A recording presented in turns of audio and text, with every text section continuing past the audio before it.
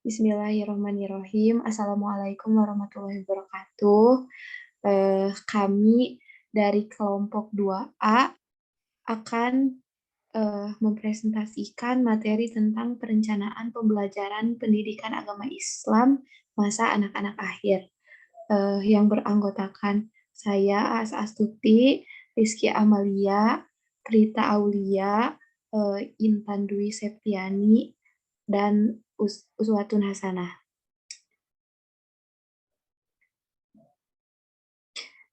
Pembahasan yang pertama akan dibahas oleh saya sendiri. Karakteristik perkembangan masa anak-anak akhir. Yang ke-1 ada perkembangan fisik. Perkembangan fisik masa anak-anak akhir adalah perubahan fisik atau perubahan biologi yang dialami oleh masa anak-anak akhir, yaitu umur 7-12 tahun. Menurut Seipet dan Hopnang, perkembangan fisik meliputi perubahan-perubahan dalam tubuh seperti pertumbuhan otak, sistem syaraf, organ-organ indrawi, perkembangan tinggi dan berat badan, hormon, dan lain-lain, dan perubahan-perubahan cara-cara individu dalam menggunakan tubuhnya, serta perubahan dalam kemampuan fisik. Karakteristik perkembangan fisik pada anak usia sekolah dasar yaitu lebih difokuskan pada yang ke-1, tinggi dan berat badan, yang kedua, proporsi tubuh, yang ketiga, otak. Kalau di Indonesia, tinggi dan berat badan diperkirakan penambahannya berkisar 2,5 sampai 3,5 kilogram dan tinggi badan 5 sampai 7 cm per tahun. Yang kedua yaitu perkembangan motorik. Perkembangan motorik sering juga disebut dengan keterampilan motorik. Keterampilan motorik adalah gerakan-gerakan tubuh atau bagian-bagian tubuh yang disengaja, otomatis, cepat, dan akurat. Yaitu menurut Desmita, keterampilan motorik dapat dikelompokkan menurut ukuran otot-otot dan bagian-bagian badan yang terkait, yaitu keterampilan motorik kasar dan motorik halus. Motorik kasar meliputi keterampilan otot-otot besar lengan, kaki, dan batang tubuh, seperti berjalan, melompat, berlari, sedangkan keterampilan motorik halus meliputi otot-otot kecil yang ada di seluruh tubuh, seperti menyentuh dan memegang. Yang ketiga ada perkembangan moral dan agama. Agama merupakan sebuah tuntutan yang dapat mencegah dan membesarkan manusia dan kerusakan dan kekacauan lainnya hal dengan dunia barat. Agama sering disebut dengan religion yang berarti suatu kegiatan atau perbuatan yang sangat mengekang dan penuh dengan penderitaan atau mati-matian. Adapun dalam pandangan Islam, agama adalah berupa wahyu Allah yang diturunkan melalui para nabi yang berisi perintah dan larangan. Moral agama memiliki kekuatan yang sangat besar terhadap pengaruh kehidupan setiap individu. Moral agama harus bersumber dan berpanutan pada Al-Quran dan hadis Nabi yang terus disesuaikan dengan perkembangan zaman dan ijtihad ulama yang islami. Yang selanjutnya akan dibahas oleh Prita Aulia. Kepadanya saya persilahkan. Bismillahirrahmanirrahim. Saya akan melanjutkan presentasi yang dari Asti. Yang selanjutnya nomor 4 yaitu intelektual. Intelektual sendiri tersebut berasal dari bahasa Inggris yaitu intellect yang berarti akal budi yang berdasarkan aspek-aspek kognitifnya, khususnya cara atau proses berpikirnya yang lebih tinggi dari fase ke fase dalam kehidupan. Disebut kata lain intelektual yaitu kecerdasan atau merupakan seluruh kemampuan berpikir dan bertindak secara adaptif, termasuk kemampuan mental yang kompleks seperti berpikir, mempertimbangkan, menganalisis, mensintesis, mengevaluasi, serta menyelesaikan persoalan-persoalan. Nah, adapun tahap rasional konkret pada tahap ini berlangsung antara 7 sampai 11 tahun. Pada tahap ini, anak mulai menyesuaikan diri dengan realitas konkret dan sudah mulai berkembang rasa ingin tahunya.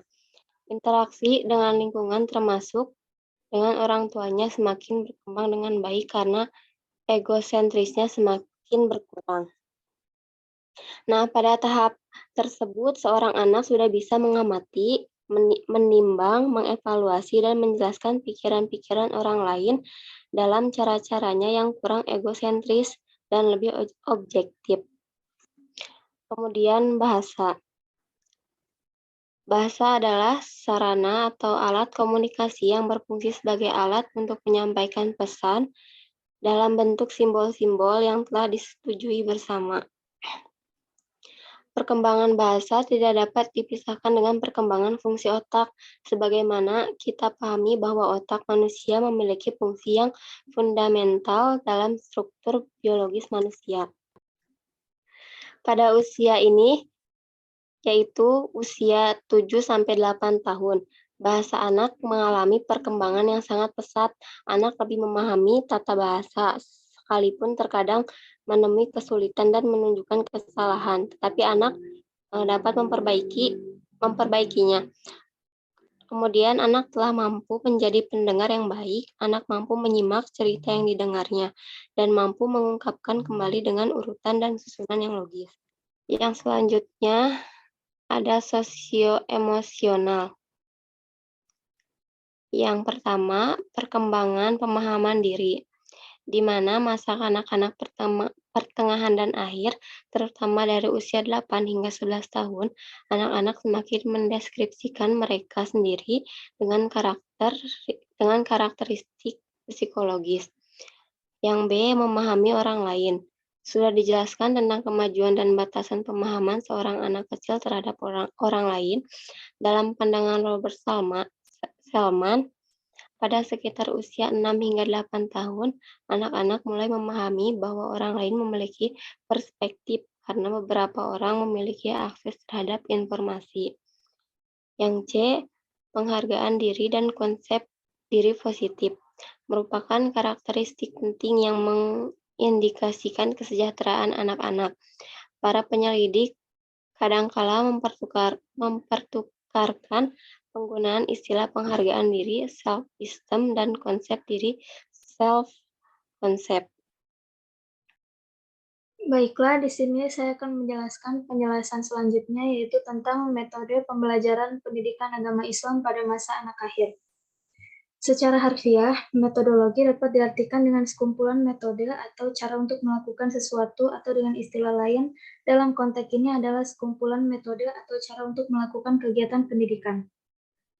Metodologi pendidikan agama Islam bisa dipahami sebagai pengetahuan perihal berbagai upaya yang terencana dan sistematis dalam pelaksanaan kegiatan pendidikan agama Islam dalam rangka pencapaian tujuan pendidikan nasional.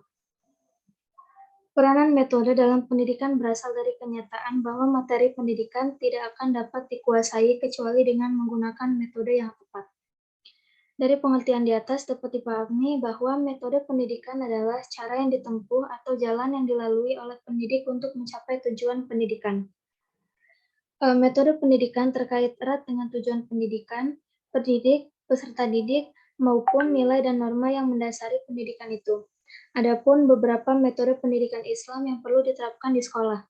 Yang pertama ada metode AMSAL. Metode AMSAL secara bahasa adalah membuat pemisalan, perumpamaan, dan bandingan. Sedangkan menurut Manna Halil Al-Katan, AMSAL merupakan kerangka yang dapat menampilkan makna-makna dalam bentuk yang hidup di dalam pikiran dengan cara menyerupakan sesuatu yang gaib dengan yang hadir, yang abstrak dengan yang konkret, dan dengan menganalogikan sesuatu dengan yang serupa. Metode ini biasanya digunakan untuk membentuk akhlak mengenai amar ma'ruf nahi mungkar. Ia mengumpamakannya dengan cerita suatu kaum. Yang kedua ada metode kisah Qur'ani, yaitu mencari jejak. Secara terminologis adalah mengandung dua makna, yaitu al-qasas fil Quran, yang artinya pemberitaan Al-Quran tentang hal ihwal umat terdahulu, baik informasi tentang kenabian maupun tentang peristiwa-peristiwa yang terjadi pada umat terdahulu. Dan yang kedua ada Qasas Al-Quran, yang artinya karakteristik kisah-kisah dalam Al-Quran. Sebagai contoh dari metode ini diambil pada surat Al-Kahfi ayat 65 sampai ayat 82, di mana pada ayat tersebut menceritakan kisah perjalanan Nabi Musa yang diperintahkan oleh Allah Subhanahu wa taala untuk mencari ilmu pengetahuan kepada seseorang. Dan seseorang yang dimaksud adalah Khidir. Dan yang ketiga ada metode ibrah mau'izah. Ibrah dalam Al-Quran dapat diartikan sebagai suatu upaya untuk mengambil pelajaran dari pengalaman-pengalaman orang lain atau dari peristiwa-peristiwa yang terjadi di masa lampau melalui suatu proses berpikir secara mendalam, sehingga menimbulkan kesadaran pada diri seseorang.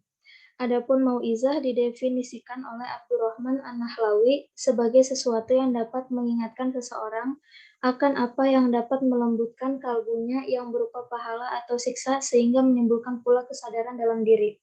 Atau bisa saja berbentuk sebagai nasihat dengan cara menyentuh kalbu.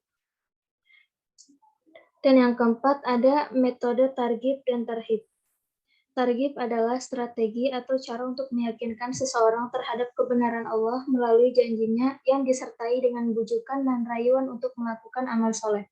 Sedangkan tarhib adalah strategi untuk meyakinkan seseorang terhadap kebenaran Allah melalui ancaman dengan siksaan sebagai akibat melakukan perbuatan yang dilarang oleh Allah. Dan yang kelima ada metode uswah hasanah. Metode ini merupakan metode yang digunakan dengan cara memberikan contoh teladan yang baik, yang tidak hanya memberi di dalam kelas, tetapi juga di dalam kehidupan sehari-hari. Metode uswah hasanah ini menurut Syahidin adalah sebuah metode yang dianggap paling besar pengaruhnya terhadap keberhasilan proses belajar mengajar. Dengan memberikan contoh yang baik kepada peserta didik, baik dalam ucapan maupun perbuatan. Contohnya, peserta didik dapat berjabat tangan dengan pendidik sebelum dan sesudah pelaksanaan proses belajar dan mengajar. Dan yang terakhir ada metode hiwar Qur'ani. Hiwar Qur'ani dapat diartikan sebagai dialog, yakni suatu percakapan atau pembicaraan silih berganti antara dua pihak atau lebih yang dilakukan melalui tanya jawab. Di dalamnya terdapat kesatuan topik, pembicaraan, dan tujuan yang hendak dicapai dalam pembicaraan itu. Dialog-dialog tersebut terdapat dalam Al-Quran dan Sunnah. Mungkin itu yang dapat saya sampaikan. Selanjutnya dijelaskan oleh Rizky Amalia. Baik, di sini saya akan membacakan tentang media pembelajaran PAI pada masa anak akhir. Media pembelajaran dapat dikelompokkan dalam beberapa jenis, seperti media cetak dan media rancangan, media visual, audio, dan audiovisual. Umar Hamalik menyatakan klasifikasi media pembelajaran sebagai berikut. Yang pertama, ada alat-alat visual yang dapat dilihat, misalnya papan tulis, gambar-gambar, ilustrasi, grafik, poster, peta, dan gobel. Yang kedua, alat-alat yang bersifat auditif atau hanya dapat didengar, misalnya radio dan perekam suara. Yang ketiga, ada alat-alat yang bisa dilihat dan didengar, misalnya film dan televisi, benda-benda 3 dimensi yang biasanya dipertunjukkan. Kriteria yang perlu diperhatikan dalam memilih media pembelajaran yang tepat yaitu yang pertama, media yang dipilih hendaknya sesuai dengan tujuan pembelajaran yang telah ditetapkan. Yang kedua, media yang dipilih dapat menjelaskan informasi atau materi yang akan disampaikan. Yang ketiga, ketersediaan media yang ada di sekolah atau kemampuan guru dalam merancang media. Yang keempat, kondisi siswa. Media yang dipilih disesuaikan dengan kondisi siswa. Yang kelima, biaya yang dikeluarkan sesuai dengan manfaat yang didapatkan dari pengguna media. Sekian dari saya. Selanjutnya akan dilanjutkan oleh Rizky Amalia. Di sini saya akan menjelaskan contoh-contoh isi pembelajaran PAI pada masa kanak-kanak akhir. Melalui pelajaran pendidikan agama Islam, diharapkan siswa selalu berupaya menyempurnakan iman, takwa, dan akhlak, serta aktif membangun peradaban dan keharmonisan kehidupan, khususnya untuk memajukan peradaban bangsa yang bermartabat. Dalam pembelajaran Al-Quran, pendidik diminta untuk memberikan contoh bacaan yang benar, membimbing membaca dengan benar, menulis ulang, hingga menggali pesan ayat-ayat yang dipelajari. Materi akidah dalam buku ini mengajarkan pengetahuan tentang iman kepada Allah sifat wujud yang Maha Esa. Terkait iman kepada Rasulullah, buku ini memberikan cerita singkat para nabi dan rasul. Pendidikan akhlak terhadap sesama menjadikan penekanan yang sangat mendasar dan mengambil porsi besar dalam PAI ini. Selanjutnya, saya akan membacakan kesimpulan. Kesimpulannya, moral agama harus bersumber dan berpanutan pada nas Al-Quran dan hadis Nabi yang terus disesuaikan dengan perkembangan zaman dan ijtihad ulama yang islami. Moral agama adalah suatu disiplin ilmu berupa ilmu pengetahuan yang mengkaji baik buruknya tingkah laku, pola pikir, dan tutur kata manusia dengan standar Al-Quran dan hadis. Mungkin sekian materi yang dapat saya sampaikan. Saya kembalikan kepada moderator.